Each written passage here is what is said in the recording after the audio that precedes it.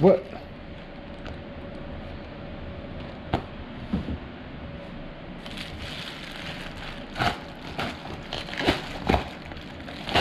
All right.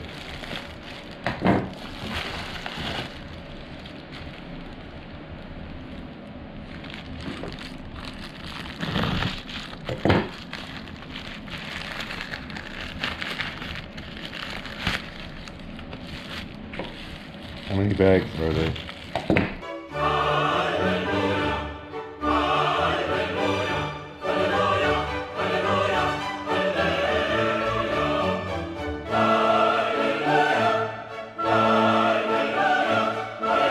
Hi everybody, and welcome to Sierra Rescue Farm. It's your friend Steve B with part 2 and the epic conclusion of me destroying the Greenworks Pro string trimmer.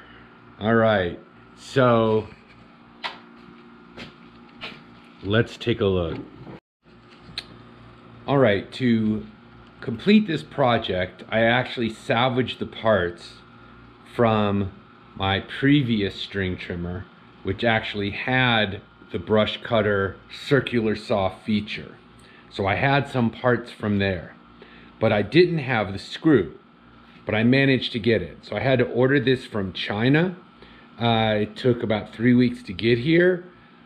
There probably is a much easier way to get a screw like this, but I couldn't find one. Looks just like a regular threaded rod, but it has reverse threads on it, and it's the only thing that would work. All right, the other things you need for this mod are, these are the parts I salvaged from the other thing, and this is gonna hold on the circular blade. So you're gonna need a blade, and even though it looks exactly like a circular saw blade, I do believe that the middle is a little larger than a regular circular saw blade. It actually is called a brush cutter blade, and I think that is so that it can actually fit in these pieces and hold it on. Now if you don't have these pieces, you probably could get washers. Get 3 washers, one that's larger than this, one that fits exactly in the middle of this, and then another larger one from the outside. Just kind of sandwich it in and hold it still through tension, I guess. You're going to need that threaded rod, and then here's a bolt to hold it all on at the end. Now, when doing any mod, you need 3 things: ingenuity, know-how, and the right tools. And I didn't have any of these things, but yet I still managed to do this. And I think that's because I hate to say it, but I think this is made to do this. I don't want to undo it in case I accidentally strip the threads, but there was a place for this screw. There is a spring here, and these serve no purpose because the thing that goes on here normally does not hold on with a screw. And as far as I could tell, that spring doesn't really do all that much. Maybe that spring adds a little tension to push this out. But it's just unusual that it's set up almost perfectly to do what I'm about to do. And it was so easy to do and worked so perfectly, I believe that it actually is meant to do it. And if you look hard enough, I'll bet you could find the pieces to mod this thing, because it was actually set up to do it in the first place. All right, so just look, I took the threaded screw, I figured out what the right size of it was, I cut it in half with the Dremel, I took off all the sharp edges with the sander and made it so that the bolt will fit on, okay? Luckily, because I already had these parts, I'm gonna put this thing on, followed by the blade. And you'll see it kind of fits right in there. Then I'm going to put this piece on, and that snugs it in. And then this, I think, just keeps it from maybe hitting the ground, not sure. And then finally, I'm going to put the bolt on. I'll be back in a minute after the bolt's on. All right, I have the bolt on. I just snugged it down is I guess what you'd call hand tightness. As tight as I can make it with the vice grip. All right, and now we're ready to go. Let me just do a quick test run.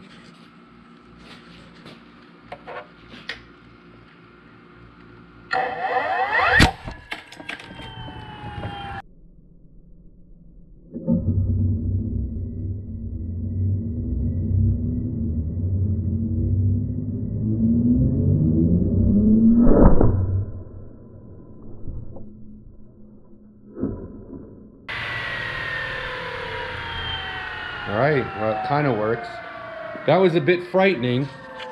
I thought I had cut my finger off actually for a second, but what happened is, wait till it slows down. There was a piece of plastic around it and it came flying off and it hit my finger, and I literally thought the blade came off and cut my finger off.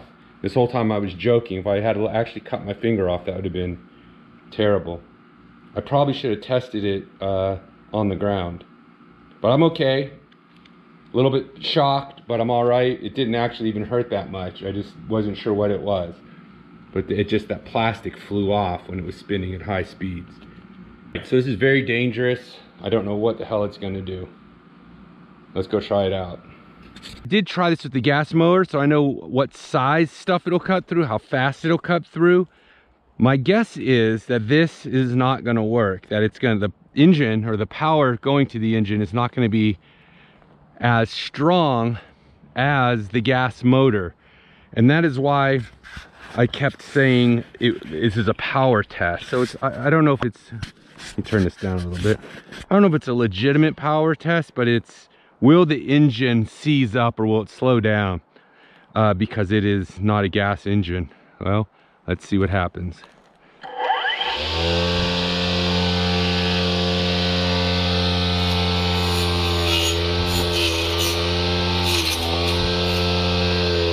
Okay, well, that's really impressive.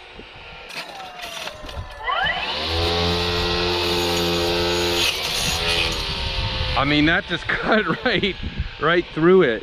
Wow. Just as strong as the gas-powered one was. Let me try and be a little bit more aggressive.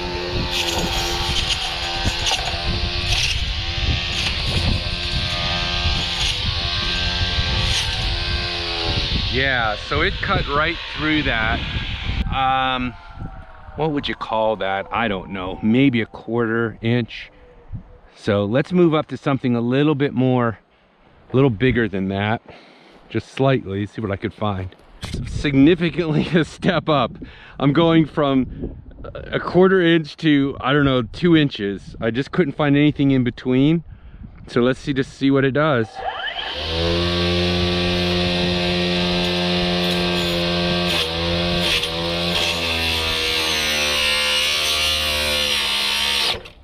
Ah, didn't like that. Okay.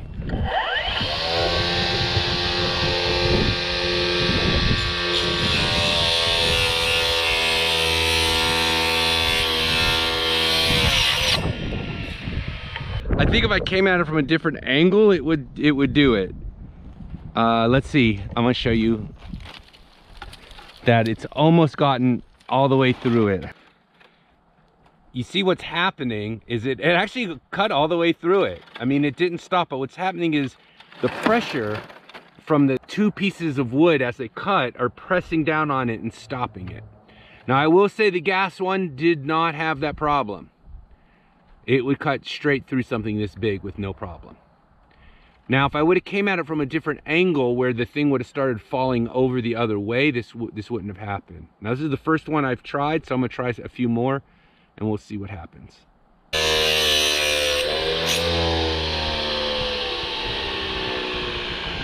All right, let's take a look at this. So that, you see that, it's about, I don't know, 1 inch. It's cutting through it. It is struggling, but it's getting through it.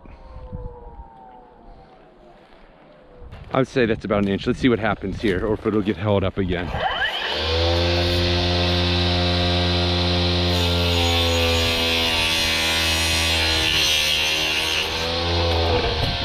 See, not a problem. As long as it doesn't get pinched, it works fine. I don't know, again, don't know how safe it is. I am not recommending you do this, but it almost seems like, again, it actually is made for this. I do have a sort of a fear that it's gonna come flying off and kill me, but so far it hasn't.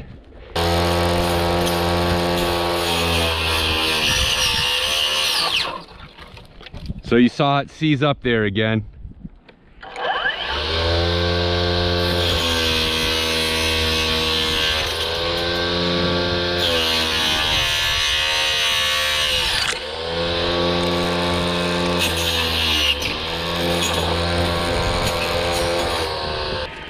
So this is a perfect example. So when it hits stuff that is about this big, you can see compared to my finger, I'll say ½ inch. Even this one, a little bit bigger, did okay. When it got to this one, which I'll say is 1 inch, then it seized up. Again, because it's getting pinched. So basically, if it's big enough where it doesn't get pinched, still there's a lot of good applications for this. Number one thing I need it for, Russian sage. This stuff is the bane of my existence. Russian sage, look, it grows well. I don't water it at all. It is pretty. It smells nice. Oh, the deer don't eat it. There's a lot of pluses. I understand why people plant it, but it also is an invasive species and it shoots out runners. And it is constantly popping up everywhere in the yard. And I don't know, let me try and get closer. I just cut this down maybe a week ago, maybe 2 weeks ago. Can you see, like, it's growing all the way out from the plant? You have to constantly either poison it or cut it down, or it will literally take over everything. And it doesn't stick to just real close. Like here, like, oh, this looks, well, it's just right around there. You just cut right around the bush. Nope. It will grow all the way out. Well, I've cut these ones down. Well, I cut one down, and you're not gonna be able to see it, but out here, what, 10 feet, 15 feet, it shoots runners out. And then a whole nother plant will start growing where this plant, where you don't want them. So don't plant these things. They're terrible. Again, they're beautiful to look at, but you're gonna fight with them constantly. So I don't recommend it.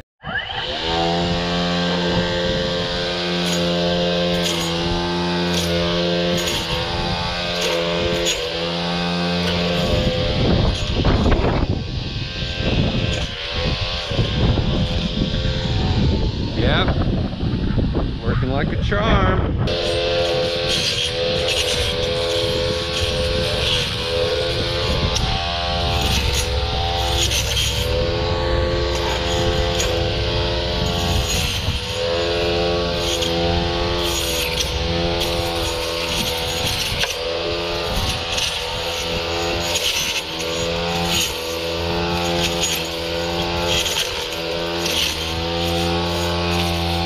All right, guys, so I think a success overall.